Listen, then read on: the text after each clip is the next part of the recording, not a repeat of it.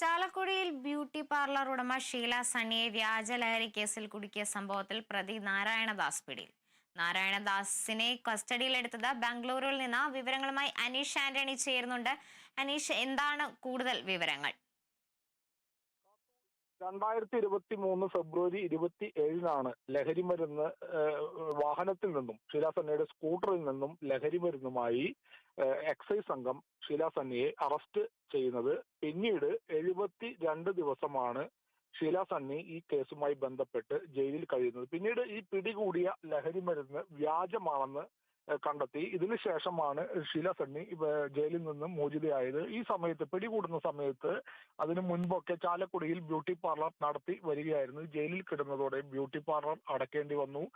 സ്ഥിരം കസ്റ്റമേഴ്സ് ഒന്നും വരാതെ അങ്ങനെ വലിയ യാതനകളാണ് ഷീല സണ്ണി കാലയളവിൽ അനുഭവിച്ചത്. ജയിലിൽ നിന്ന് ഇറങ്ങിയതിനു ശേഷം നാട്ടുകാരുടെ വലിയ രീതിയിലുള്ള കുറ്റപ്പെടുത്തലുകളും തുറച്ചുനോട്ടവും എല്ലാം സഹിച്ച് വളരെ അതായത് ചെയ്യാത്ത തെറ്റിന് ആണ് അക്ഷരാർത്ഥത്തിൽ പറഞ്ഞാൽ 72 ദിവസം ഷീല സണ്ണി ജയിൽ ശിക്ഷ അനുഭവിക്കേണ്ടി വന്നത്. ആ സമയത്ത് ഈ എക്സൈസിന് ഈ വിവരം, അതായത് ഷീല സണ്ണിയുടെ സ്കൂട്ടറിൽ ലഹരിമരുന്ന് ഉണ്ട് എന്ന വിവരം കൈമാറിയത് നാരായണദാസാണെന്ന് പിന്നീട് കണ്ടെത്തിയിരുന്നു. ഈ നാരായണദാസ് അതിനുശേഷം ഈ സംഭവത്തിന് ശേഷം ഒളിവിൽ പോയിരുന്നു. പിന്നീട് ഷീല സണ്ണി കോടതിയെ സമീപിക്കുകയായിരുന്നു. അതായത് തന്റെ നിരപരാധിത്വം, തന്നെ ആരാണ് ഇത്തരത്തിൽ ഈ വ്യാജ ലഹരി കേസിൽ കുടുക്കിയത്, ഇവരെ കണ്ടെത്തണം എന്നാവശ്യപ്പെട്ട് കോടതിയെ സമീപിച്ച ഒടുവിൽ കോടതിയുടെ നിർദ്ദേശപ്രകാരമാണ് ഈ കേസിൽ പോലീസ് അന്വേഷണം ഏറ്റെടുക്കുന്നത്. പ്രത്യേക അന്വേഷണ സംഘം ഏറ്റെടുക്കുന്നത്. കൊടുങ്ങല്ലൂർ ഡിവൈഎസ്പി VK രാജുവിന്റെ നേതൃത്വത്തിലുള്ള സംഘമാണ് ഈ കേസ് വീണ്ടും അന്വേഷിക്കാൻ, ഗൂഢാലോചന കേസ് അന്വേഷിക്കാനായി അന്വേഷണ ചുമതല ഏറ്റെടുക്കുന്നത്. പിന്നീട്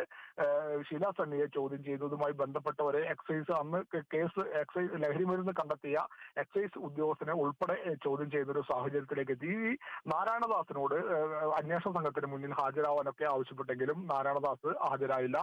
എറണാകുളം സ്വദേശിയാണ് ഈ നാരായണദാസ്. പിന്നീട് മുൻകൂർ ജാമ്യത്തിനായി സുപ്രീം കോടതിയെ വരെ നാരായണദാസ് സമീപിക്കുകയുണ്ടായി. പക്ഷേ അവിടെ നിന്നൊന്നും ജാമ്യം കിട്ടിയില്ല. ഈ നാളിതുവരെ നാരായണദാസ് ഒളിവിൽ കഴിയുന്ന ഒരു സാഹചര്യം ഉണ്ടായി. ഇതിനിടെ ഈ ജയിലിൽ നിന്നിറങ്ങിയ ശേഷം വീണ്ടും ഈ ഷീല സണ്ണി ബ്യൂട്ടി പാർലർ പുതിയ രീതിയിൽ നവീകരിച്ച് തുടങ്ങിയെങ്കിലും അതും വിജയം കണ്ടില്ല. പിന്നീട് ചെന്നൈയിൽ മറ്റൊരു ഡേ കെയറിൽ ജോലിക്ക് പോകുന്ന ഒരു സാഹചര്യം ഉണ്ടായി ഷീല സണ്ണി. അവിടെ നിന്നുമാണ് പിന്നീട് ഈ വിളിച്ചു വരുത്തിയാണ് പ്രത്യേക അന്വേഷണ സംഘം ഷീല സണ്ണിയുടെ മൊഴിയെല്ലാം രേഖപ്പെടുത്തുന്നതും അതുപോലെ തന്നെ അന്നത്തെ എക്സൈസ് ഉദ്യോഗസ്ഥനെ വിളിച്ചു വരുത്തി മൊഴിയെടുക്കുന്നതുമെല്ലാം. പിന്നീട് നാരായണദാസിനായുള്ള അന്വേഷണം വളരെ ശക്തമായ രീതിയിൽ തന്നെയാണ് ഈ പ്രത്യേക അന്വേഷണ സംഘം കൊടുങ്ങല്ലൂർ ACP ഡിവൈഎസ്പി VK രാജുവിന്റെ നേതൃത്വത്തിലുള്ള അന്വേഷണ സംഘം അന്വേഷിച്ച ഒടുവിൽ ഇന്ന് രാവിലെയാണ് ബാംഗ്ലൂരിൽ നിന്നും ഫ്ളാറ്റിൽ നിന്നും ഈ കൊടുങ്ങല്ലൂരിൽ നിന്നും പ്രത്യേക അന്വേഷണ സംഘ അംഗങ്ങൾ ഈ നാരായണദാസിനെ ബാംഗ്ലൂരിൽ നിന്നും പിടികൂടുന്നത്.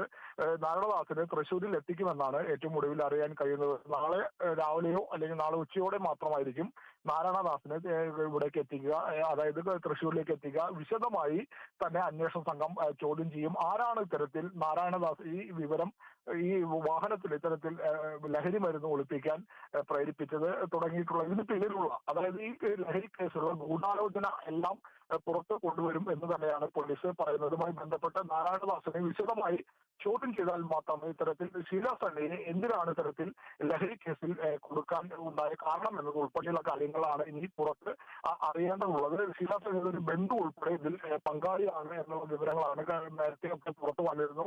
ആ ബന്ധു ഇതിൽ പങ്കെടുത്തിട്ടുണ്ടോ, എന്താണ് ഇത്തരത്തിൽ ഈ ക്രൂരമായ ഒരു കൃത്യത്തിന്, അതായത് ഒരു നിരപരാധിയായ ഒരാളെ ലഹരി കേസിൽ കൊടുക്കാനുണ്ടായ കാരണം എന്നത് ഉൾപ്പെടെയുള്ള കാര്യങ്ങൾ ഇനി വിശദമായി നാളെ തൃശ്ശൂരിൽ എത്തിച്ച ശേഷം ചോദ്യം ചെയ്താൽ മാത്രമേ നാരായണദാസിനെ ചോദ്യം ചെയ്താൽ മാത്രമേ ഇതിന്റെ പിന്നാമ്പുറ കഥകളെല്ലാം പുറത്തു വരികയുള്ളൂ. കാത്തു. ശരി അനീഷ്, തുടരുക.